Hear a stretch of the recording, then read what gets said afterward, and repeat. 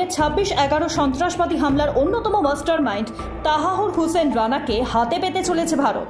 পাকিস্তানি বংশোদ্ভূত কানাডার ব্যবসায়ী জঙ্গিকে নয়াদিল্লির হেফাজতে দিতে মার্কিন প্রশাসন আদালতে আবেদন করেছিলেন। মার্কিন court of appeal for 9th circuit জানিয়ে দিয়েছে, রানা ভারতের কাছে প্রত্যর্পণযোগ্য 26/11 কাণ্ডের অন্যতম চক্রী কানাডার নাগরিক রানা এখন আমেরিকার জেলে খাটছে। মুম্বাইয়ে হওয়া ওই ভয়াবহ হামলার ছক মার্কিন নাগরিকেরও মৃত্যু হয়েছে। 2013 সালে তাকে 14 বছর সশ্রম কারাদণ্ডের সাজা দেয় আমেরিকার আদালত। 2020 সালে স্বাস্থ্যের কথা মাথায় রেখে তাকে মুক্তি দেওয়ার সিদ্ধান্ত নেয় প্রশাসন, কিন্তু ভারতের প্রত্যর্পণের আবেদনের খুনের মামলায় ফের তাকে গ্রেফতার করা হয়। প্রসঙ্গত, গত বছর নৃশংস হামলার অন্যতম চক্রী তাহাউর রানার বিরুদ্ধে বিশেষ আদালতে চার্জশিট পেশ করে মুম্বাই পুলিশ। তখনই জানা যায়, দীর্ঘ টানাপোড়েনের পর পাকিস্তানি বংশোদ্ভূত কানাডার ব্যবসায়ী রানাকে ভারতের হাতে তুলে দেওয়ার প্রস্তুতি শুরু করেছে আমেরিকা। অবশেষে মার্কিন আদালত জানিয়ে দিল, রানা ভারতের কাছে প্রত্যর্পণযোগ্য। ধুন্ধুমার কাণ্ড তুরস্কের পার্লামেন্টে শুক্রবার একে অপরের সঙ্গে বচসায় জড়ান শাসক ও বিরোধী দলের আইন প্রণেতারা। পরিস্থিতি এতটাই উত্তপ্ত হয়ে ওঠে যে হাতাহাতি শুরু হয়ে যায়। চুল ধরে টানাটানি, ঘুষি, লাথি, কোনো কিছুই বাদ যায়নি। এমনকি এক পর্যায়ে রক্তারক্তি পর্যন্ত ঘটে। আহত হন দুজন সাংসদ। সংসদ ভবনের ভিতরে এই বেনজির ঘটনার নিন্দা শুরু হয়েছে আন্তর্জাতিক মহলে। কিন্তু কি নিয়ে বচসা বাঁধে?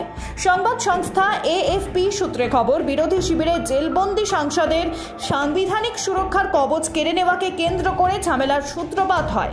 জানা গিয়েছে, গত বছরই সরকার বিরোধী আন্দোলনের সঙ্গে জড়িত থাকার দায়ে কারাদণ্ড দেওয়া হয় ক্যান অ্যাটলাই নামে এক আইনজীবীকে। কিন্তু জেলে বসেই ভোটে লড়াই করেন তিনি। নিজের কেন্দ্রে জিতে সাংসদ নির্বাচিত হন। এদিন পার্লামেন্টে আটলার সুরক্ষা কবচ কেড়ে নেওয়ার সিদ্ধান্ত নিয়ে তর্কাতর্কি শুরু হয়। আলোচনার পর বক্তৃতা দিতে ওঠেন তুরস্কের বিরোধী দলের ওয়ার্কার পার্টির সাংসদ আহমেদ সিক। বিরোধীদের অভিযোগ, তখনই শাসক দল জাস্টিস অ্যান্ড ডেভেলপমেন্টের পার্টির সদস্য আলপে ওজালান তেড়ে যান শিকের দিকে। সজোরে ঘুষি মেরে দেন শিকের মুখে। এরপর AKPর অন্যান্য সাংসদরাও হাতাহাতি শুরু করে। ক্রমেই পরিস্থিতি উত্তপ্ত হয়ে ওঠে। শাসক বিরোধী হাতাহাতিতে আহত হন অন্য দুই দলের সাংসদ। দুজনেরই মাথায় লাগে আঘাত। মুহূর্তের মধ্যে তুরস্কের পার্লামেন্টের এক অপ্রীতিকর ঘটনার ভিডিও ছড়িয়ে পড়ে সোশ্যাল মিডিয়াতে। এই হাতাহাতি করার নিন্দা জানিয়েছে শাসক দল AKPর প্রধান ওজগার ওজেল। তিনি জানান, এই পরিস্থিতির সাক্ষী হিসেবে আমি খুব লজ্জিত বোধ করছি। এদিন প্রায় 30 মিনিট এই ঝামেলা চলে, যার জেরে অধিবেশনের মুলতবি করেন পার্লামেন্টের স্পিকার। ভিডিও ভাইরাল হতেই এই ঘটনার নিন্দা শুরু হয় সর্বত্র। তরুণী চিকিৎসকের হত্যাকাণ্ডে জড়িত আরজিকর মেডিকেল কলেজ ও হাসপাতালের সহকর্মীরাই। পরিবারের লোকজন এই আশঙ্কা প্রকাশ করেছেন আগে। সিবিআই সূত্রে খবর, কেন্দ্রীয় তদন্তকারী সংস্থার কাছে মৃতার বাবা মা বেশ কয়েকজন চিকিৎসক এবং ইন্টার্নের নাম বলেছেন। ইতিমধ্যে তাদের মধ্যে 30 জনকে চিহ্নিতও করা হয়েছে। তাদের জিজ্ঞাসাবাদ করা হয়েছে বলেই খবর। গত 8ই আগস্ট নাইট শিফট করছিলেন তরুণী চিকিৎসক। পরদিন সকালে সেমিনার হল থেকে তার দেহ উদ্ধার করা হয়। সেই সময় বিবস্ত্র অবস্থায় ছিলেন তরুণী। এই ঘটনায় পুলিশ সঞ্জয় রায় নামে এক সিভিক ভলেন্টিয়ারকে ইতিমধ্যেই গ্রেফতার করে। বর্তমানে কলকাতা হাইকোর্টের নির্দেশে এই ঘটনার তদন্ত করছে সিবিআই। সঞ্জয়কে নিজেদের হেফাজতে নিয়েছে সিবিআই। তবে সংবাদ সংস্থা PTI সূত্রে খবর, এত নৃশংস ঘটনা একা সঞ্জয় ঘটাতে পারে বলে বিশ্বাস করতে পারছেন না তরুণী চিকিৎসকের বাবা মা। তাদের দাবি, এই ঘটনায় হাসপাতালেরই একাধিক ব্যক্তি যুক্ত। সিবিআই সূত্রে খবর, এখনো পর্যন্ত 30 জনকে চিহ্নিত করা হয়েছে। তাদেরই জিজ্ঞাসাবাদ শুরু হয়েছে বলেও খবর। ঘটনার তদন্তভার নেওয়ার পর থেকেই তৎপর সিবিআই। তথ্য সংগ্রহে শুক্রবারের পর শনিবারেও হাসপাতালে যান তারা। 3D ম্যাপিং করা হবে বলেও খবর।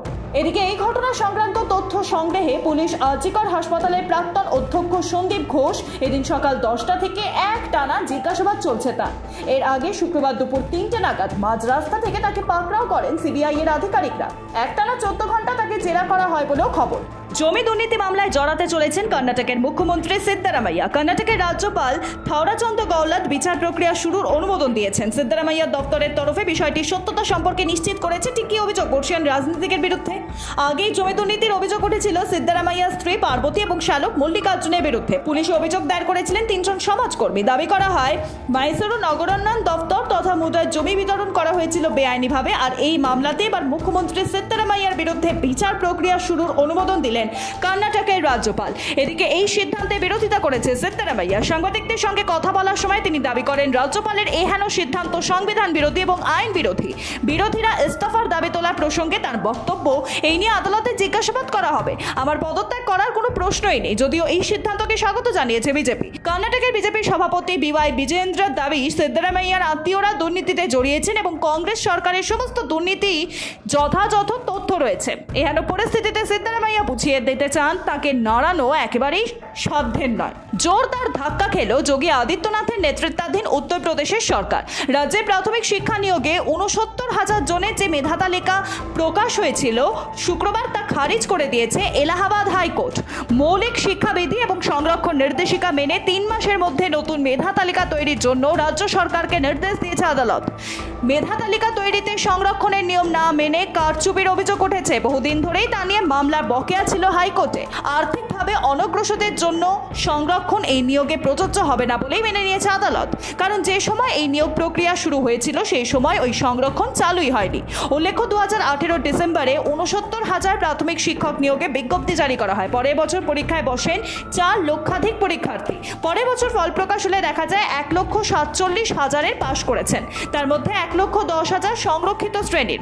নিয়োগ শুরু হলে অভিযোগ ওঠে 19,000 প্রার্থী সংরক্ষণের সুবিধে পাননি। স্বাভাবিকভাবেই নিয়োগ প্রক্রিয়ায় কেলেঙ্কারির অভিযোগে কয়েকজন প্রার্থী আদালতের দ্বারস্থ হন। দীর্ঘ শুনানির পর পুরো মেধা তালিকায় বাতিল করে দিল কলকাতা হাইকোর্টের 2 বিচারপতির বেঞ্চ। রাজ্য সরকার দাবি করেছিল আইন মেনেই সবকিছু হয়েছে। সংরক্ষণ নির্দেশিকা এবং মৌলিক শিক্ষাবিধি এনে 3 মাসের মধ্যে সম্পূর্ণ নতুন তালিকা প্রকাশ করতে হবে। তবে হাইকোর্টের এই রায়ের বিরুদ্ধে সুপ্রিম কোর্টে যেতে পারে যোগী আদিত্যনাথের সরকার। আজিকর হাসপাতালে মাঝরাতে তাণ্ডব পরিকল্পিত। অন্তত 2 দিন ধরে এই হামলার পরিকল্পনা করা হয়। লালবাজারের তদন্তে উঠে আসছে এই তথ্য। শুক্রবার পুলিশের এক কর্তা তিনি জানান, তারা হাতে নাতে কোনো তথ্য বা প্রমাণ না পেলেও এই ব্যাপারে আভাস পেয়েছেন। জঙ্গলমহলে যেভাবে পুলিশকে অন্য কাজে ব্যস্ত রেখে হামলা চালানো হতো, এই পরিকল্পনার সঙ্গে সেই মোডাস অপারেন্ডির মিল রয়েছে। পুলিশের দাবি, বুধবার রাতে পরিকল্পিতভাবে শহরকে অচল করে রেখে এই হামলা চালানো হয়েছে। রীতিমতো ভাবনা চিন্তা করে এই হামলা চালানো হয়। এই হামলার পিছনে মূল মাথা কে বা কারা তা জানতে মরিয়া তদন্তকারীরা। হামলা চালানোর জন্য কোনো হোয়াটসঅ্যাপ গ্রুপ বা সোশ্যাল মিডিয়ার কোনো গ্রুপও তৈরি হয়েছিল কিনা পুলিশ তা খতিয়ে দেখছে। মূলত ছবি ও ভিডিও দেখে উত্তর কলকাতা, উত্তর শহরতলি ও হাওড়া থেকে একে একে গ্রেফতার করা হয়। ধৃতদের মধ্যে কেউ বা গাড়ি চালায়, কেউ বা ফুড ডেলিভারি বয়, কেউ বা আবার পাড়ার দোকানে কাজ করে। পুলিশের কাছে ধৃতদের দাবি, ছোট ছোট দলে তারা এসেছিল। ধৃত ও তাদের সঙ্গে যারা ছিল তাদের সঙ্গে ফোন বা সোশ্যাল মিডিয়ায় কাদের কাদের যোগাযোগ ছিল পুলিশ তা জানার চেষ্টা করছে। পুলিশের মতে এমনও হওয়া সম্ভব যে আরজিকর হাসপাতালে প্রতিবাদের নামে একসঙ্গে অনেককে রাস্তায় নামানো হয়। পুলিশ তা নিয়ে ব্যস্ত থাকে। সেই ফাঁকেই মূল তাণ্ডবকারীরা হাসপাতালে আসে। যদিও অন্তত 5 জন মাথার নাম পুলিশের কাছে এসেছে। তাদের মধ্যে একজন বেলগাছিয়া থেকে একটি দলকে নিয়ে আসে। এছাড়াও কাশীপুর হয়ে শ্যামবাজার, চিতপুর থেকে টালা, বড়তলা, দমদম থেকে হামলাকারীদের নিয়ে আসা হয়। এই মাথায় নিজেদের মধ্যে যোগাযোগ রাখে বলে পুলিশের কাছে খবর। আবার ধৃতরা পুলিশকে জানিয়েছে তারা বন্ধুদের কথা শুনেই চলে এসেছে। এমনকি দমদম থেকে হেঁটেও এসেছে কয়েকজন। হাসপাতালে হামলা হতে দেখে তারাও তাতে যোগ দেয়। পুলিশ আরও জানতে পারে মূলত আন্দোলনকারী চিকিৎসকদের ভয় দেখানোই তাদের উদ্দেশ্য ছিল।